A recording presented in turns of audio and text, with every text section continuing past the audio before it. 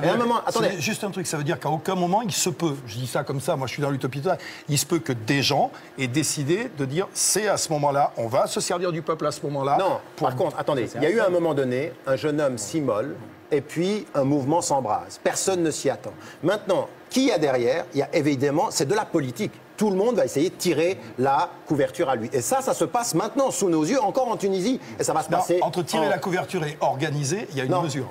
Tenter d'organiser... Qui fait qu'on s'en prend à vous en disant c'est peut-être les islamistes qui ont organisé. Non, mais non, il peut y avoir du peuple, il peut y avoir le peuple, et il peut y avoir les jeunes élites paupérisées de ces pays-là qui ont une conscience politique très forte. Et c'est pas parce qu'elles sont tout bib diplômées qu'elles ne sont pas le peuple. Je pense que ça répond à votre question aussi. Et elles aussi, elles font de la politique. Mais moi, je voudrais quand même poser encore une question à Tariq Ramadan, parce que, en fait, je crois que vous n'avez pas compris notre question qui était un peu qu'est-ce qui peut se passer derrière? Or, dans le monde arabo-musulman, qu'est-ce qu'on voit depuis un certain temps? Des forces, effectivement, des forces qui ont été d'ailleurs réprimées, qui souvent, quand elles gagnaient des élections, étaient aussi réprimées, comme c'était le cas en Algérie, qui se réclamaient de l'islam. Et ça n'est pas forcément... C'est ça qui inquiète l'Occident. Ça ne veut pas dire qu'on choisit la dictature. Mais on laisse répondre maintenant. Non, mais on laisse répondre. On a compris, tout le monde a compris. Non, je vais donner un exemple. On laisse répondre. Vous voyez bien la différence entre l'Inde et le Pakistan. Si vous voulez, ça se passe c'est la même histoire. La même histoire, la même colonisation, la même ethnie. La seule différence, c'est la religion. L'Inde est plutôt partie sur une bonne direction. Le Pakistan, c'est le chaos. Donc, vous comprenez que ça peut inquiéter. Elisabeth, est-ce que les invités peuvent s'exprimer dans l'émission? Tariq Ramadan. Sauf que je ne crois pas que la grande tradition indienne, ce soit la petite histoire pakistanaise. Ce n'est pas la même tradition. Et en plus, il y a aussi de vraies questions par rapport à ce que c'est que le Pakistan. Mais maintenant, je crois que l'idée derrière, ce que je peux entendre de votre question, c'est qu'il y a un vrai questionnement sur le référent islamique et la potentialité de la démocratisation. Et ça, je crois que c'est une question qui est légitime. Maintenant, poser cette question veut dire qu'on prenne fait et cause pour les principes de la démocratie et les processus de démocratisation. Il faut que les gens y participent. Pourquoi? Parce que c'est en participant au débat démocratique que vous changez votre vue de ce que c'est que la démocratie. C'est pas sous la répression. La répression n'a jamais fait disparaître ni le référent islamique, elle a plutôt tendance à le radicaliser. Donc allons vers quelque chose de tout petit peu plus J'aimerais qu'on passe maintenant un tout petit peu à la géopolitique. C'est-à-dire qu'il y a ce mouvement en Égypte, il y a des mouvements au Yémen, il y a des petits mouvements plus faibles en Syrie. En Algérie, il y a une grosse manifestation prévue le 12, c'est-à-dire demain. Dans quel ordre vous voyez les choses? Est-ce que vous pensez que le monde arabe est en train de s'embraser ou qu'il y a, bon, maintenant, les problèmes égyptiens et tunisiens sont réglés et qu'après, on va avoir une plage de temps un petit peu plus... plus longue avant la prochaine révolution. Il y a une conclusion provisoire, mais qui est quand même assez évidente, c'est que soutenir, et là-dessus on se rejoint tout à fait, soutenir les dictatures n'est pas un gage de stabilité. Ça, c'est tout à fait clair. Je veux dire qu'on a été extrêmement complaisant, et c'est pas la faute des ambassadeurs. Non, mais je dis ça parce qu'on... Non, vous avez votre histoire, vous étiez ambassadeur au Sénégal, vous parliez un petit peu fort et vous avez été viré. Voilà. Oui, non, mais quand on dit les ambassadeurs disent pas ce qui se passe, alors on ne savait pas ce qui se passe en Tunisie, de qui se moque-t-on? Tout le monde savait que Ben Ali était un dictateur. Sauf l'ambassadeur de France, apparemment. Non, mais le dernier, parce qu'il avait été mis là précisément, et encore, je ne veux pas entrer dans le détail, mais si. Je veux dire, mais non, mais parce que le problème, c'est que quand quelqu'un fait ce métier comme il faut, c'est-à-dire dit les choses, et qui gêne, parce que ce qu'on lui dit, c'est fais pas de vagues, au bout d'un moment, on le change. Et on en prend un à qui on coupe ce qu'on peut et pour qui ne parle pas trop. C'est bien ce qui s'est passé au Sénégal. Donc, enfin, moi, on m'a rien coupé, hein, mais je suis parti. Cela dit, la question centrale, c'est est-ce qu'on savait? Oui, on savait. Oui, on savait.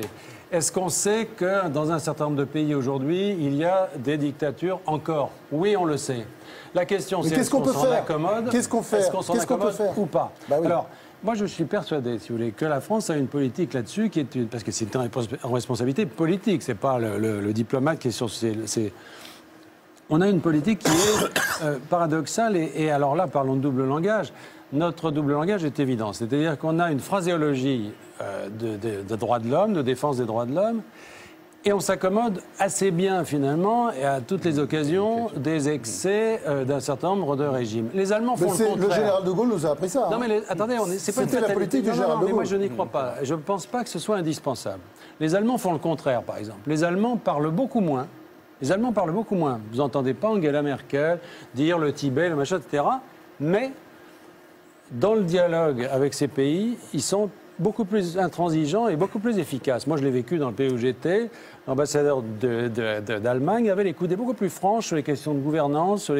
Il était beaucoup plus attentif et surtout beaucoup plus soutenu par son gouvernement contre ces dérives. Donc je pense que d'abord, parler des Arabes, de l'Afrique, des Occidentaux, je suis désolé, c'est pas vrai. Il faut distinguer des pays, des stratégies, des politiques.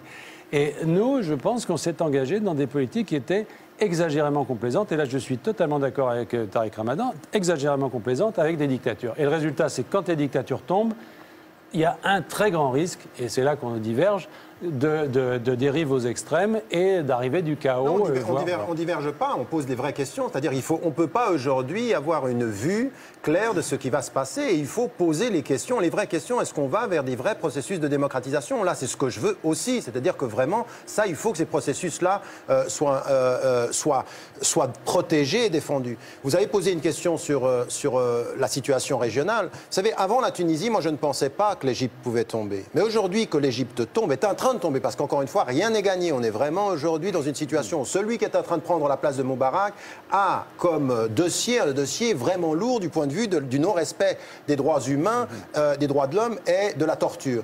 Donc, tout peut arriver maintenant. Si vraiment le régime tombe, on a vu le roi de Jordanie changer son gouvernement, on a vu le Syrien avoir des politiques préventives, on entend la même chose en Algérie. Tout peut arriver si les soulèvements populaires continuent. En Algérie, je répète, demain, il y a quand même une grande manifestation. Interdite, une grande manifestation interdite. Une question quand même à tous les deux, parce que tout à l'heure vous avez dit, Tariq Ramadan, les pays occidentaux défendent leurs intérêts, vous avez dit ça d'un air très réprobateur. C'est vrai, les intérêts, c'est un peu sale. Mais enfin, est-ce que vous connaissez un pays, et je pose la question aussi à Jean-Christophe Rufin, dont la diplomatie est dictée simplement par le souci des valeurs et pas du tout par la défense de ses intérêts? Non, il est normal pour un État de défendre ses intérêts. Mais il n'est pas normal de le faire à n'importe quel prix. Oui, on ne peut pas... Attendez, moi, quand j'ai pas pu entrer, je ne pouvais toujours pas, maintenant ça sera possible, mais entrer en Tunisie pendant des années. Ça fait 15 ans que je n'entre pas en Égypte. Sur un plateau d'une émission en France, j'ai été confronté à l'ambassadeur d'Égypte, à qui j'ai dit combien son pays était une dictature et comment on a torturé des gens devant moi parce qu'on ne pouvait pas me toucher parce que j'étais suisse. 2 semaines plus tard, j'ai été interdit d'entrer en France pendant 10 mois. Et le Nouvel Observateur a annoncé que c'était sous pression de l'Égypte. Quand on a de telles relations avec des dictatures, on ne donne pas la leçon de démocratie au monde. On revoit sa copie et on se pose la question. Aujourd'hui, vous parlez de l'islam. Mais encore une fois, on a parlé de l'Arabie Saoudite, il faut quand même dire les choses. Qui n'en parle pas? C'est là où il y a quelque chose qu'il faut bien dire, c'est que les gens comme moi qui disent il faut respecter les droits de l'homme, défendre une certaine... vraiment nos intérêts bien sûr, mais aussi ne pas se marier, ne pas soutenir n'importe qui, n'importe comment, c'est pas de la naïveté. C'est pas de la naïveté. Nous, on a fait une réelle politique un petit peu de cocu, parce que finalement, on a soutenu des gens, soi-disant... Vous ne parlez pas comme un diplomate, là. Ben, je m'en fous, j'ai quitté